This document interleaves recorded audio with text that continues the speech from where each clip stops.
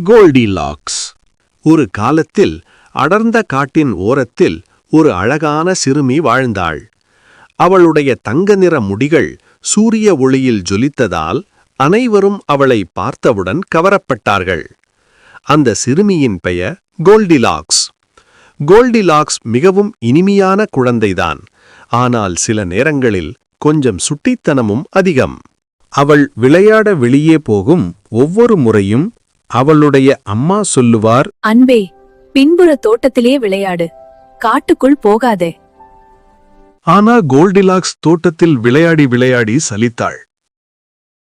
காட்டுக்குள் போனால் என்ன ஆகும் என்ற ஆர்வம் அவளுக்குள் உருவாகியது. யாரும் இல்லாதபோது கோல்டிலாக்ஸ் ஆர்வமுடன் காட்டுக்குள் ஓட ஆரம்பித்தாள். அதே காட்டின் ஆழத்தில் ஒரு சிறிய குடிசையில் ஒரு கரடி குடும்பம் வாழ்ந்தது. அப்பா கரடி, அம்மா கரடி மற்றும் குட்டி கரடி. ஒவ்வொரு நாளும் அம்மா கரடி காலை எழுந்து ஓட்ஸ் கஞ்சி தயார் செய்வாள். ஒரு நாள் குட்டி கரடி சீக்கிரமே எழுந்தது. அவனுக்கு கஞ்சி சாப்பிட ரொம்ப ஆசை. அம்மா, எனக்கு கஞ்சி சாப்பிடணும். கஞ்சி ரொம்ப சூடா இருக்கு கண்ணா. கஞ்சி குளிரும் வரை சிறிது நேரம் நடந்து வரலாம். அவர்கள் வீட்டை பூட்டாமல் வெளியே சென்றார்கள். காட்டுக்குள் கோல்டிலாக்ஸ் வழி தொலைந்து போனாள். ஐயோ, எனக்கு பசிக்குது. அப்போது ஒரு வீடு தெரிந்தது.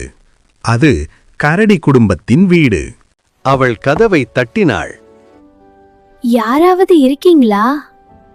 வீட்டிற்குள் யாரும் இல்லாததால் கோல்டிலாக்ஸ் உள்ளே சென்றாள். மேசையில் 3 கஞ்சி பாத்திரங்கள் இருந்தன. ஒரு பெரிய பாத்திரம், ஒரு நடுத்தர பாத்திரம், ஒரு சின்ன பாத்திரம். முதலில் பெரிய பாத்திரத்தில் சாப்பிட்டாள். ரொம்ப சூடு. பிறகு நடுத்தர பாத்திரம், சீ, இது ரொம்ப குளிர். கடைசியாக சின்ன பாத்திரம். இது சூடாகவும் இல்ல, குளிராகவும் இல்ல, எனக்கு சரியானது. அவள் அந்த கஞ்சியை முழுவதும் சாப்பிட்டாள். பிறகு ஓய்வெடுக்க நினைத்து அங்கிருந்த 3 நாற்காலிகளில் அமர முயன்றாள். பெரியது, ஏறவே முடியவில்லை. நடுத்தரம், ரொம்ப கடினம். சின்னது, சரியான அளவு. ஆனால் அந்த நாற்காலி உடைந்து போனது. பயந்த கோல்டிலாக்ஸ் அடுத்த அறைக்குள் சென்றாள். அங்கே 3 படுக்கைகள். பெரியது ரொம்ப கடினம், நடுத்தரம் ரொம்ப மென்மை, சின்னது சரியானது. அவள் சின்ன படுக்கையில் படுத்தவுடன் ஆழ்ந்த தூக்கத்தில் மூழ்கினாள். அதே நேரத்தில் கரடி குடும்பம் வீட்டிற்கு திரும்பியது.